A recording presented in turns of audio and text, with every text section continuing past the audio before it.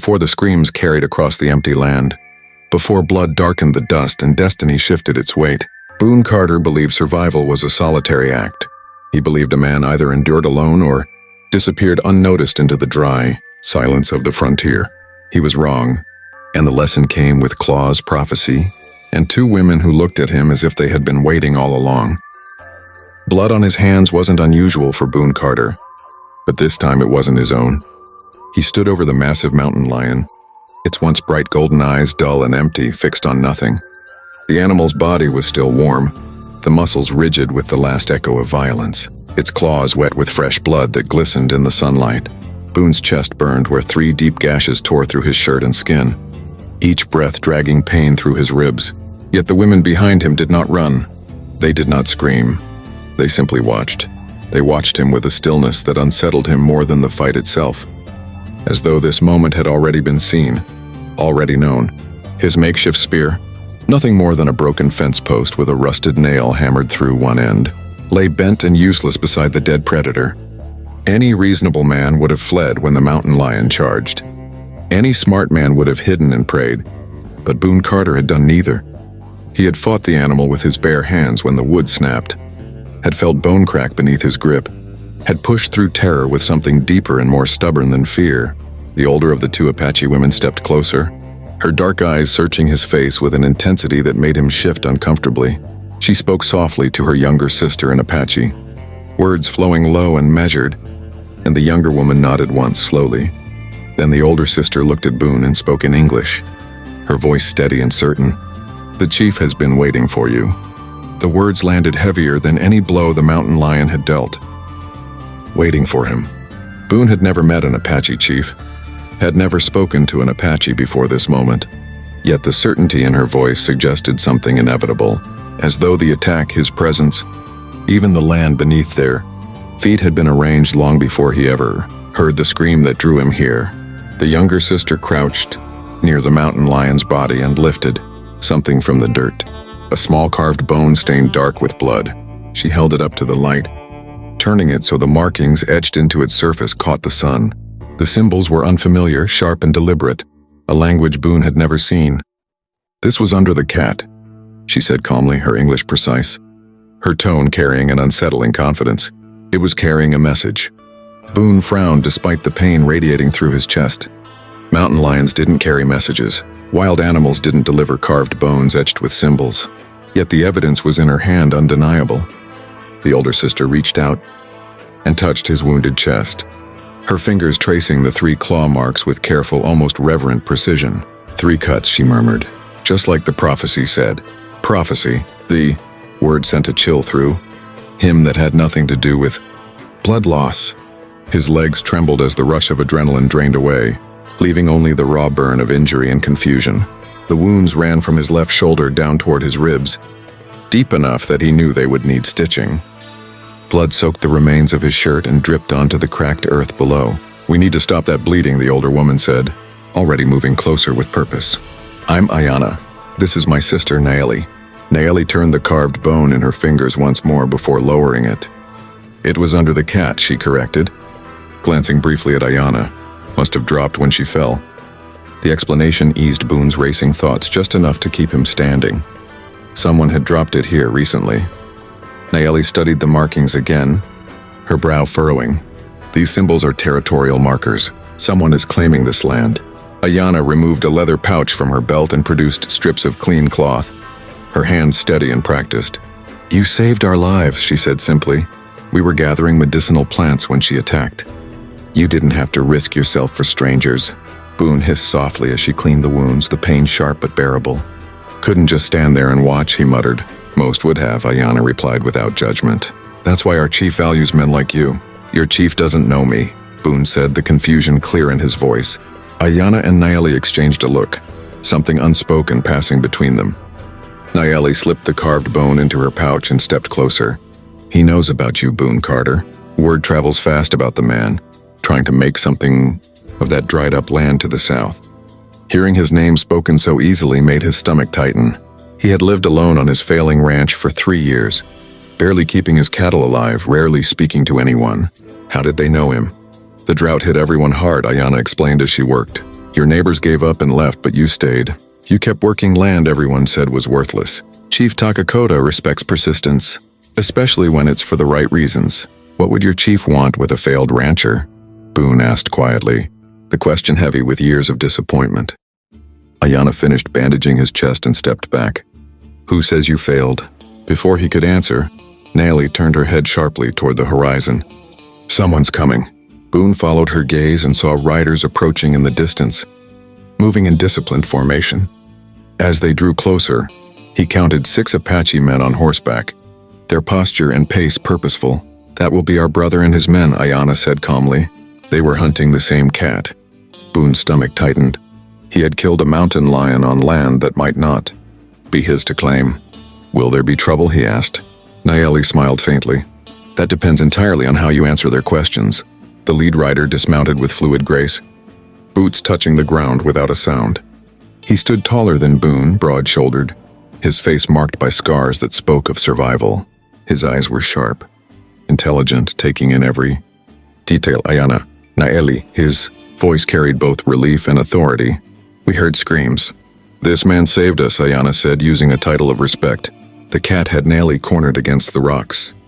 The man, Itankan, circled the dead mountain lion, studying the wounds, the disturbed earth, the blood spatter. You killed this alone, he asked, finally looking at Boone. Yes, Boone replied, meeting his gaze. With what weapon? Boone gestured to the broken fence post. That and my hands when it broke. Murmurs rippled through the group before Itankan silenced them with a raised hand. Show me your hands. Boone extended his arms. His knuckles were split, palms torn, forearms marked with deep scratches. Itankan examined them carefully, then looked back at the dead animal. Mountain lions don't attack in daylight unless desperate or defending territory. Nellie produced the carved bone. We found this beneath her body. Someone was marking this area. Itankan studied the symbols, his expression darkening. These aren't Apache markings. Then who? Ayana asked. Cattlemen from the east, Itankan said grimly. They've been pushing closer to our borders. This is a land claim marker. Boone felt a cold knot form in his chest. He knew men like that, ruthless, patient, violent when necessary. The cat wasn't hunting, Itankan continued. She was protecting her cubs. Someone drove her from her den. The truth settled heavily. Boone swallowed. You said the chief knows about me. What exactly does he know? Itankan studied him. He knows you refused. 3 offers to sell your land to the same cattlemen who dropped this marker. He knows you shared water from your well with Apache families during the drought, even when your cattle were dying. Boone was stunned. He had never done those things for recognition. He also knows you're running out of time. When men like these can't buy what they want, they take it. Ayana stepped forward. That's why we were really here today, watching for trouble. Watching my land, Boone asked. Protecting it, Nellie corrected. Itankan mounted his horse. Chief Takakota has been watching you for months. Today you gave him his answer. They waited instead of riding away. Are you coming? Itankan asked. Where? To meet the chief. Boone glanced toward his distant ranch.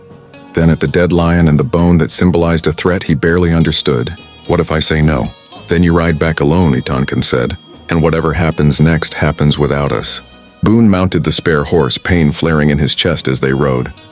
The Apache settlement revealed itself only when they descended into the valley, hidden by redstone walls and careful design. 30 dwellings, children playing, horses tended, a community thriving in quiet purpose. Chief Takakota waited by the council fire, his silver-streaked hair and calm eyes commanding respect without force. Welcome, Boone Carter, he said. Sit. My daughters tell me you fought a mountain lion to save them. I used a fence post at first, Boone said. My hands were a last resort. Honesty, the chief nodded. Tell me about the men who want your land. Boone answered plainly. The chief drew a map in the dirt, showing how Boone's small ranch blocked their expansion. They will take it one way or another. You could sell. I won't. Why? Because it's not right. And because bullies never stop. The chief erased the map. One man alone cannot fight them. One man standing with others can.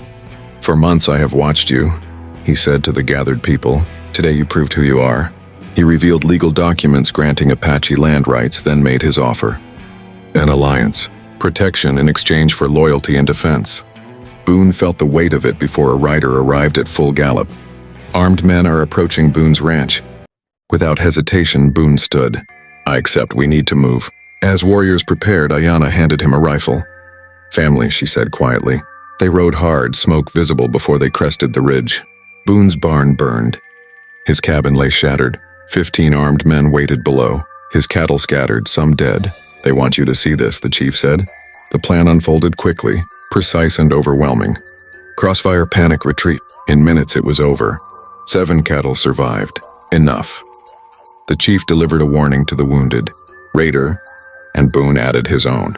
As they rode back, Boone looked once more at the ruins of his old life. Realizing he felt no despair. He felt purpose. The ride back to the valley was quieter than the charge that had saved what remained of Boone Carter's life. Smoke still clung to his clothes, and the image of his burning barn stayed etched behind his eyes. But beneath the loss ran something stronger than grief. He was no longer riding alone. The Apache warriors moved with him as a unit. Horses breathing hard, rifles secured, eyes scanning the ridgelines with practiced awareness. When the redstone walls of the valley opened to receive them, Boone felt the strange sensation of crossing an invisible threshold, leaving behind a life defined by isolation and stepping fully into something he could no longer deny. The surviving cattle were guided into the protected pastures, thin bodies moving toward water as if drawn by instinct alone. Boone watched them drink, watched their sides heave and then slowly settle, and for the first time in months his chest loosened with relief. They would live. Ayana stood beside him, her gaze following the animals. "They will recover quickly here," she said. "Good grass, clean water. Protection," Boone added, his voice quieter now, "from predators and from men." Chief Takakota approached, the leather document case tucked beneath his arm. "There is more we must discuss," he said, his tone signaling that the danger they faced had only shifted shape, not disappeared. The council fire burned steadily as elders gathered, their expressions serious but calm. Boone recognized the gravity in their posture. This was not celebration. This was preparation. "The cattlemen will not accept what happened today," the chief said. "They will not rely on guns alone. They will use paper, law, and lies." He opened the case and spread the documents across a flat stone. Land patents, water rights, agreements bearing seals Boone had only ever seen from a distance. "You can become a legal partner in our holdings," Takakota continued. "Your name alongside ours. Your cattle registered as part of our operations. Your residence established here." An elder leaned forward. "Any attack on you then becomes an attack on legally recognized Apache property." The meaning settled heavily. Boone would no longer be a convenient target. He would be protected by law as well as rifles. "And we need someone," Takakota said, "who understands both worlds. Someone to speak for us where our voices are ignored. Authority, responsibility, purpose." Before Boone could answer, a scout arrived breathless. "The cattlemen have gone to Fort Brennan. They claim Apache raiders attacked them and stole cattle." Lies, twisted and familiar. "How long before soldiers arrived?" the chief asked. 2 days, maybe 3. Takakota turned to Boone. "This is your final choice. Stay and fight this battle in courts as well as on land, or leave now." Boone did not hesitate. "I accept. I want to understand exactly what we're fighting for." The chief gestured to the valley. "For the right to live peacefully on land we legally own. For justice that protects the honorable, not the powerful." The pen was placed in Boone's hand, and as he signed, he felt the weight of 3 years lift and settle into something solid. 2 days later, soldiers arrived. Boone stood beside Takakota as Captain Morrison dismounted, suspicion clear in his eyes. "I'm Boone Carter," Boone said, stepping forward. "And I haven't been missing." He presented evidence, witnesses, truth. Morrison examined the documents, the settlement, the cattle, the people. His investigation unfolded slowly, methodically, and the lies unraveled under their own weight. When he finally spoke, his tone was formal and decisive. "I find no evidence supporting the accusations against the Apache Nation or Mr. Carter. There is evidence of crimes committed against them." Relief moved through the valley like a breath released. As the soldiers rode away, Morrison warned Boone quietly. "This won't end here. They have money, connections." Boone looked back at the people who now stood with him. Everything has changed. Months later, Boone stood in a courthouse, representing not just himself but an entire community. The judge recognized expanded water rights. Outside, Ayana and Nayeli waited with the chief. "Victory," Boone said, simply. Justice followed. The Baxter Company fell. Licenses revoked. Men arrested. On the ride home, they passed the land where Boone's old ranch once stood, grass reclaiming the scars. "Do you regret it?" Naomi asked. Boone shook his head. "I thought I was independent. I was just alone. Independence means standing with others." As the valley opened before them, Boone saw home. Not survival, belonging. The ride back from the courthouse carried a different weight than any Boone Carter had known before. It wasn't exhaustion or fear riding with him now, but a quiet certainty that settled deep in his chest.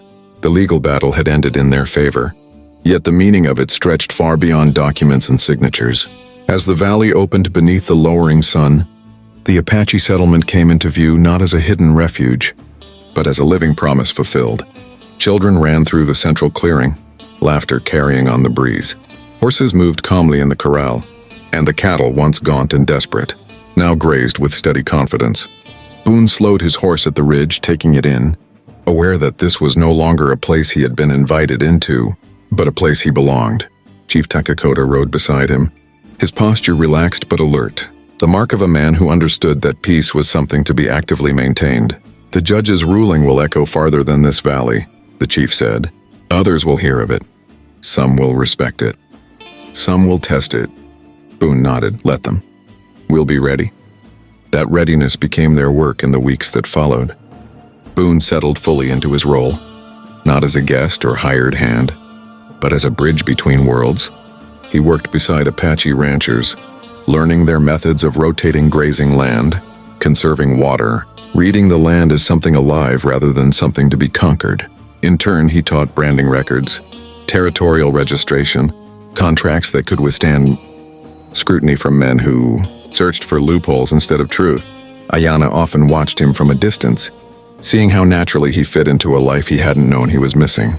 "You look different," she said one evening as they stood near the stream, less like a man waiting for something to go wrong. Boone smiled faintly. "For 3 years, something always did. Now when trouble comes, it doesn't find me alone." Nayeli joined them, her gaze lifting toward the darkening ridgeline. "Trouble always comes," she said. "What matters is who stands when it does." The test came sooner than anyone wanted. A messenger arrived with word that former Baxter associates were attempting to rally support, spreading rumors of illegal land seizures, whispering to politicians who had grown comfortable with quiet and justice. Boone didn't meet the news with anger. He met it with preparation. Letters were written, records copied, witnesses organized. When meetings were called, Boone attended not as a pleading rancher, but as a representative backed by law, community, and unshakable proof. Each encounter strengthened their position and weakened the lies that once held power. Months turned into a year. The valley grew. New structures rose, built from shared labor. The herd expanded, healthy calves dotting the pastures. Trade routes reopened under mutual agreements, not threats. Apache families who had once lived cautiously now moved with confidence, knowing their rights were recognized and defended. One afternoon, as Boone worked alongside younger men repairing a fence, he paused, struck by a realization so simple it nearly took his breath away. He was content, not just surviving, not bracing for loss, but building something meant to last. That evening, the community gathered as Chief Takakota spoke. "Today marks 1 year since Boone Carter stood with us not as an outsider, but as family." The valley echoed with approval. Boone felt heat rise behind his eyes, unashamed. "I didn't come here to change anything," he said when invited to speak. "I came because 2 women needed help, and because I couldn't turn away." Everything that followed grew from that choice. The chief nodded. Courage begins with a single step. Honor is choosing not to step away. Later, as the fire burned low, Boone walked to the edge of the valley, looking out toward the dark horizon where his old ranch once stood.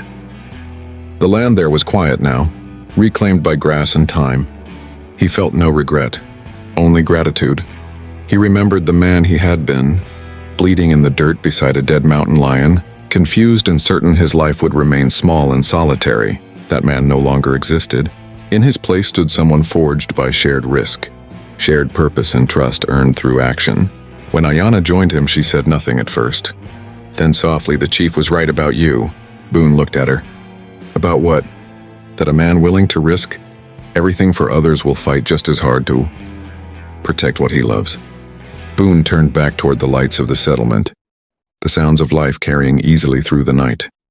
He finally understood that fate wasn't something handed down by chance or prophecy alone. It was shaped by choices, by the people who chose to stand with you when the cost was high. Chief Takakota's decision had not simply saved him. It had given him a future rooted in meaning, community, and purpose. As the stars emerged above the valley, Boone knew with unshakable certainty that no matter what challenges came next, he would never face them alone again.